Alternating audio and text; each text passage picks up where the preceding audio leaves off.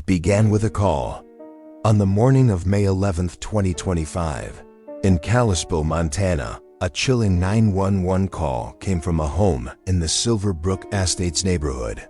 The voice on the line? Calm, eerily calm. No screams, no panic, but the words? Disturbing enough to send law enforcement rushing to the scene. When officers arrived, the home was locked from the inside, silent, still. But what they found beyond the front door would shatter their sense of normal forever. Inside were the bodies of Nicholas Olsen Hartley, 33, his wife Katie, 27, and their two children, 6-year-old Heidi and 7-month-old Stellan, all dead. No struggle, no signs of forced entry by the father who had placed the call. Just the haunting reality that a family had been erased. Katie Olsen Hartley was a devoted wife, a stay-at-home mom, and as her sister-in-law said, the heartbeat of the family. She lived for her children. Heidi, the couple's firstborn, was bold and joyful, the kind of kid who filled every room with light and laughter. Goofy, they called her. Fiery. She wanted to try everything, see everything, be everything. Then there was Stellan, the baby, just starting to crawl, starting to eat real food. He loved to dance. He smiled constantly. He never got the chance to take his first steps. From the outside, the Olsen Hartleys were the picture of a happy young family living the small-town American dream. Inside, however, something was deeply wrong, and no one knew. When officers breached the home, what they saw would haunt them for the rest of their lives.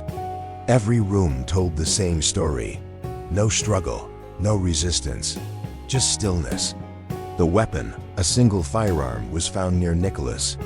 Investigators pieced it together.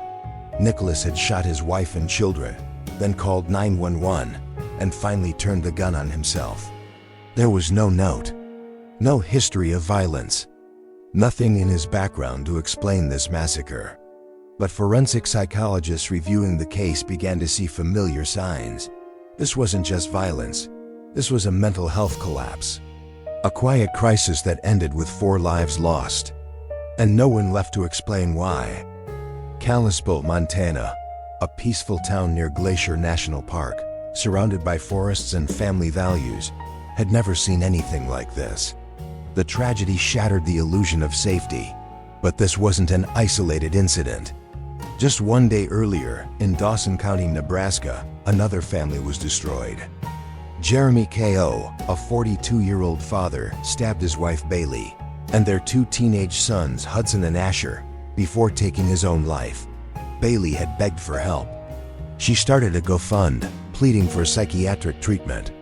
Jeremy had a long history of mental illness, even standing over Bailey with a knife in March, whispering, "Something is wrong."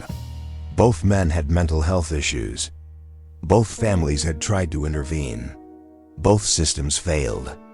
By the evening of May 11th, the Callispel Police Department released a heartbreaking statement.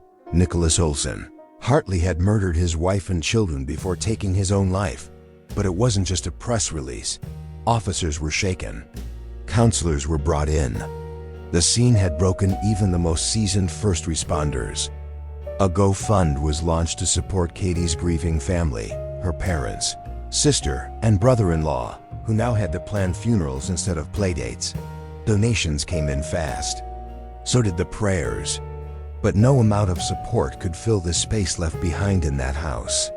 Katie's sister Kayla stood before cameras and the community and thanked them, steady voice. Shattered soul, knowing nothing would ever be the same. What happened in Montana and Nebraska wasn't random. It was a pattern. Experts say we're failing men in mental crisis. These aren't monsters, they're fathers, brothers, sons collapsing in silence. Mental health care is underfunded, fragmented, and reactive. Help arrives too late, and families pay the price. In Callispel, 4 coffins now represent one family's complete erasure. There were no signs, no warning, no second chances. The question that echoes through the Flathead Valley is one we've heard too often. Why didn't anyone see it coming? And the answer is one we still struggle to face.